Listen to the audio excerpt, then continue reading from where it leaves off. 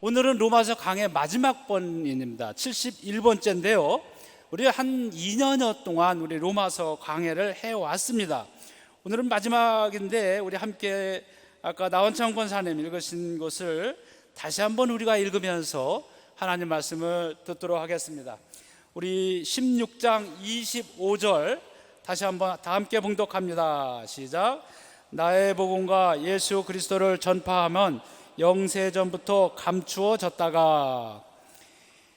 이제 바울은 이 로마서를 쓰면서 핵심되는 단어를 로마서 1장 1절 편지를 시작하면서 쓰고 있고요, 마지막 16장을 마치면서 마무리하면서 또 다시 이 단어를 사용하고 있습니다. 그것은 바로 복음이라고 하는 단어입니다.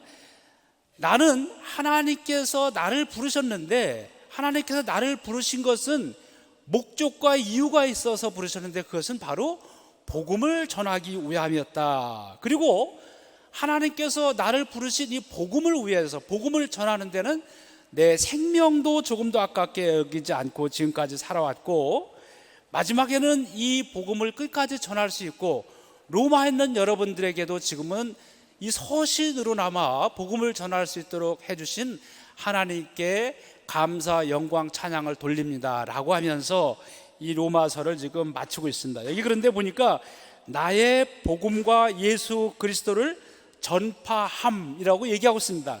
나의 복음은 무엇입니까? 복음이라고 하는 것은 바로 복된 소리죠. 무엇이 복된 소리입니까? 바로 하나님께서 우리를 사랑하셨다라고 하는 소리, 하나님께서 우리를 구원하셨다는 소리가 우리 가장 복된 소리입니다. 어떻게 구원하십니까? 예수 그리스도를 통하여서 하나님의 구원과 하나님의 사랑이 나타나신 것입니다. 여기 그래서 로마서 1장 1절에 보니까 그렇게 분명히 편지 서두에 이렇게 말하고 있습니다. 로마서 1장 1절 다 함께 봉독하겠습니다. 시작. 예수 그리스도의 종 바울은 사도로 부르심을 받아 하나님의 복음을 위하여 택정함을 입었으니, 여기 1장 1절에서는 내가 누구인지 그리고 무엇을 위해서 존재하는지 이것을 분명히 자기 자신의 정체성과 자기 자신의 사명에 대해서 분명히 밝히고 있는데, 자기는 예수 그리스도의 종이라고 하는 거예요. 사도 바울이 있었을 당시에는 종과 주인과 이것이 분명한 계급이 있었습니다. 그래서 종은 주인의 뜻대로 살아가는 것이 바로 종입니다. 그래서 자기는 예수 그리스도의 종이기 때문에 예수 그리스도의 주인, 나의 주인 대신, 나의 주님 대신 예수 그리스도의 뜻대로 가는 것인데, 그것은 무슨 뜻이냐? 하나님의 복음을 전하는 것이었습니다. 이것이 바로 분명히 1장 1절에서 이렇게 얘기를 하고, 나는 할 수 있으면 너희들에게도 가서 이 복음을 전하기를 원하노라, 그렇게 사도 바울은 로마서를 시작하면서 분명히 얘기를 하고 있습니다. 여러분, 사도 바울이 이 편지를 쓸 때 로마에는 이 복음이라고 하는, 에반겔리움이라고 하는 이 말이 이미 이 단어가 있었어요. 이 단어가 바울이 로마서에서 처음으로 시작한 건 아니에요. 다른 복음서에도 이미 쓰고 있는데, 이 복음이라고 하는 말은 로마 시민들에겐 더더군다나 이상한 새로운 생소한 단어가 아니었던 겁니다. 많이 알고 있었던 단어인데, 그건 누가 썼냐면은 그 당시 이 바울이 있었을 때 최고의 그 당시의 로마, 라틴, 이 로마와 이쪽을 라틴계라고 하지 않습니까? 라틴 최고의 시인이라는 시인 중에 누가 있었냐면은 베르길리우스라고 하는 사람이 나와요. 그 괴테 단국 신태에도 이렇게 나오죠. 신곡에도 나오는데, 이 베르길리우스, 영어로는 버질이죠. 버질이 쓴 시에 보면은 이게 로마의 서사시, 로마의 건국 이야기를 쭉 쓰고 있는데, 그 중에 그 버질이 쓴 시 중에 서사시에 이런 얘기가 나와요. 드디어 이 로마의 평화의 시대가 도래했다. 한 아기가 이 땅에 태어나고 그 아기가 태어남으로 전쟁이 그치고 평화의 시대가 돌아왔다. 그것이 우리에게는 기쁜 소리, 복된 소식이었다. 그는 원래 신이었지만 우리를 사랑해서 사람의 모습으로 우리 가운데 태어났다. 이렇게 버질이 시를 쓰고 있어요. 여러분, 그러면 이 시는 누구에 대해서 쓴 겁니까? 여러분 어디서 많이 들었던 시 아닙니까? 어디에 쓴 거예요? 바로 구약의 이사야에서 나오는, 이사야의 예언에 나오는 시죠. 이 19죠. 그런데 이거는 누구에 대해서 이사야가 예언한 것입니까? 바로 예수 그리스도에 대해서 예언한 것입니다. 그런데 버즐은 예수 그리스도를 찬양한 시가 아니라 바로 로마의 건국, 로마 제국의 건국 초대 황제였던 아우구스투스를 찬양한 글이었습니다. 아우구스투스가 이 땅에 태어남으로 전쟁이 끝나고 이 로마 땅에 드디어 평화의 시대가 도래했다라고 하는 이 건국 이 이야기를 쓰면서 그렇게 버즐이 쓴 거예요. 그래서 이 로마에 그렇게 하면서 평화가 왔다라고 하는 평화의 제단을 만들죠. 여러분, 그 평화의 제단이 어디겠습니까? 떼베레 강변 옆에 이쪽에 있죠. 가보셨죠? 우리 교회에서도 한번 우리 답사 간 적이 있었는데 거기에 가면 이 평화의 제단이 있어요. 평화의 제단의 벽면에 보면은 거기 말이죠, 짐승들과 어린아이들과 소먹이와 모든 사람들이 함께 어우러져서 놀고 있는 그런 그 부조가 있는데, 그 부조를 하나하나 가만히 보면 마치 정말 이사야서 9장과 11장에 나오는 그 나라가 메시아가 임했을 때 모든 것이 평화롭고 함께 어울리는 그런 그 상을 이렇게 그려놓은 것처럼 그런 것을 우리가 부조를 볼 수 있습니다. 바로 그것이 로마인들에게는 평화하고 바로 복음이었다, 그렇게 얘기를 하고 있습니다.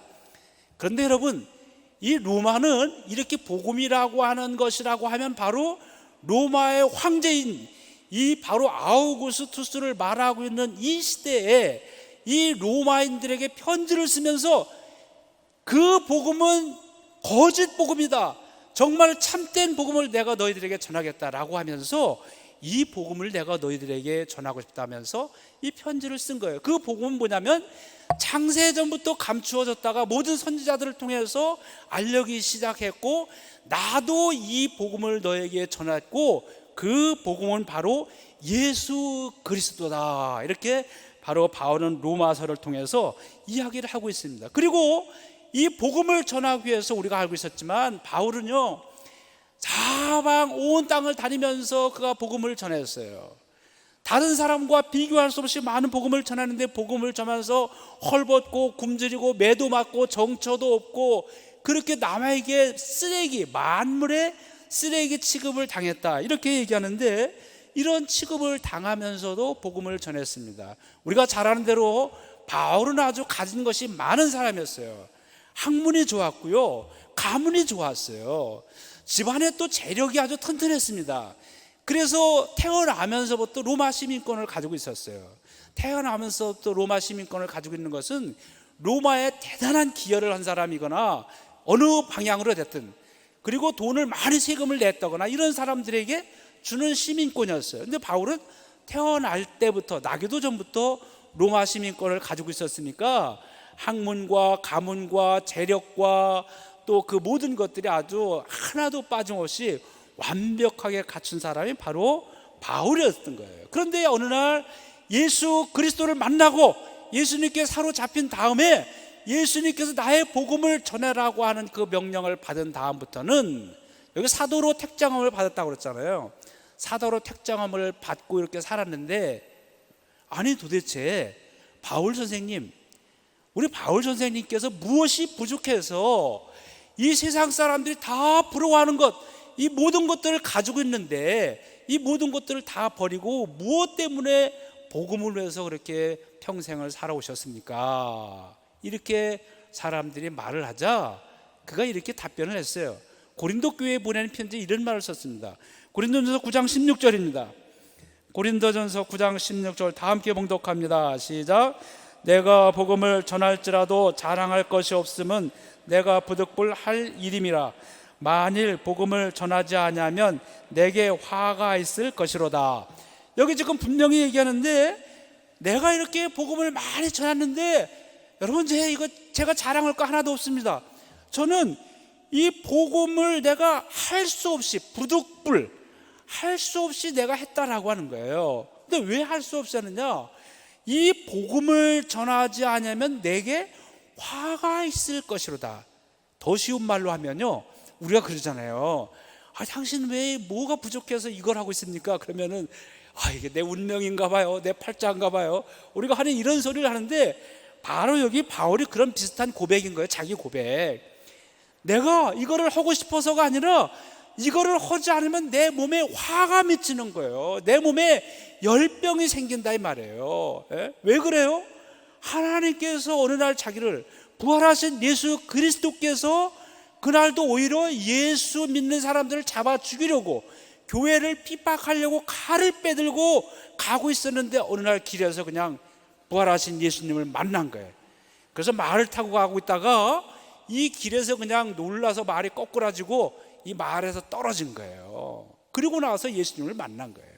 예수님께서 내가 왜 나를 핍박하느냐, 앞으로는 내 부활의 증인이 되어야 된다, 내 복음의 증인이 된다, 그렇게 예수님께서 명령을 하신 거예요. 그래서 이 바울은 그 뒤로 어떻게 했습니까?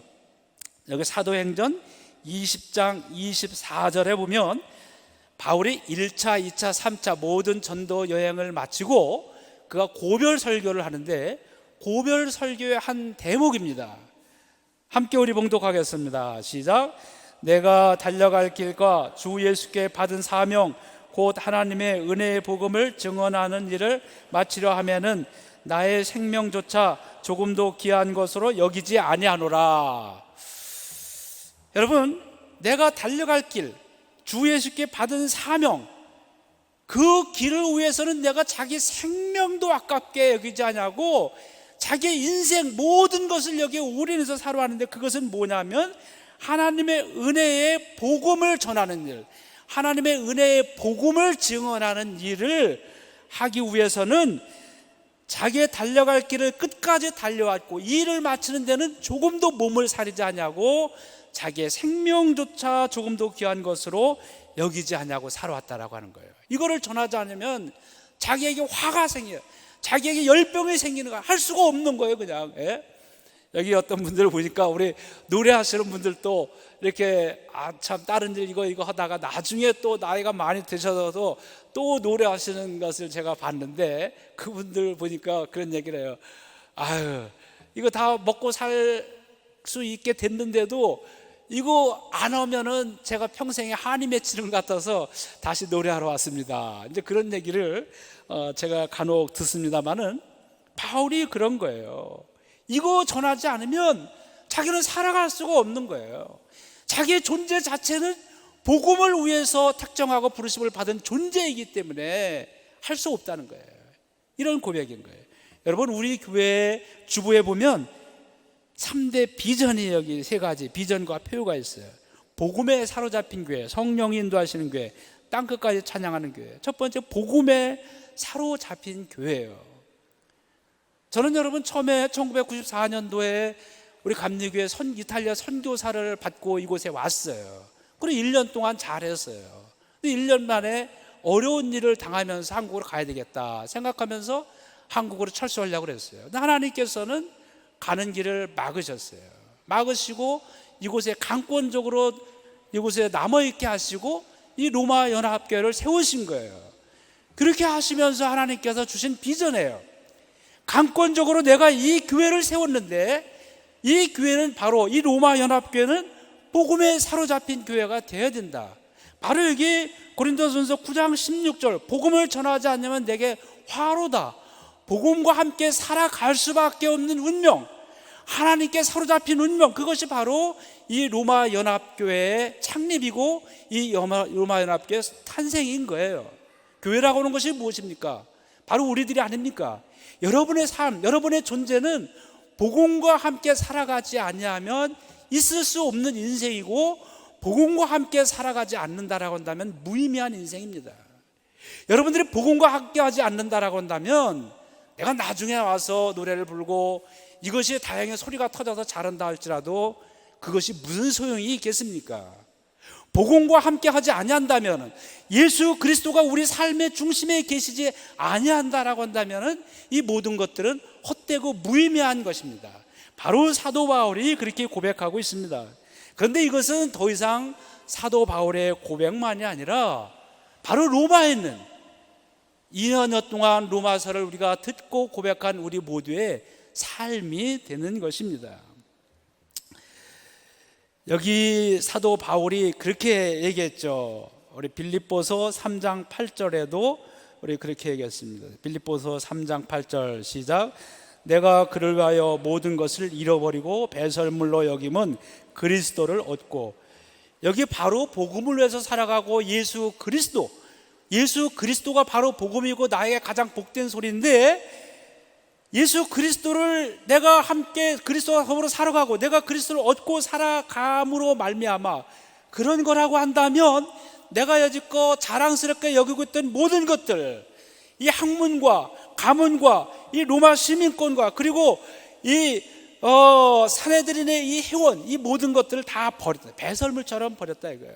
그리고 오직 나에게는, 나의 자랑은 예수 그리스도, 그의 십자가와 부활, 십자가 외에는 내가 자랑할 것이 아무것도 없도다. 바울이 그렇게 고백을 하고 있어요. 그런데 여러분, 그러면 예수 그리스도의 복음이 뭡니까? 무엇이 예수 그리스도가 우리에게 복되다라고 하는 얘기입니까? 예수님께서 처음으로 공생애를 시작하시면서 예수님께서 고향 땅에 세례를 받으시고요, 그리고 다시 고향으로 가셨어요. 갈릴리로 가셔서 자기 고향 땅에 있는 그 교회에 들어가셨어요. 그렇게 가서 그 안에 가셔서 딱 성경을 피셨는데, 거기 딱 피시니까 이사야서를 피셨어요. 그리고 그 이사야서를 읽으셨어요. 그것이 바로 예수 그리스도의 사명 선언입니다. 누가복음 4장 18절 19절 우리 함께 봉독하겠습니다. 시작. 주의 성령이 내게 임하셨으니 이는 가난한 자에게 복음을 전하게 하시려고 내게 기름을 부으시고 나를 보내사 포로된 자에게 자유를, 눈먼 자에게 다시 보게 함을 전파하며 눌린 자를 자유롭게 하고 주의 은혜를 전파하게 하려 하심이라 하였더라. 주의 성령이 내게 임하셔. 하나님의 영, 하나님께서 임하신 거예요, 예수님에게. 그런데 그것은 왜 하나님의 성령이 임하셨는가? 가난한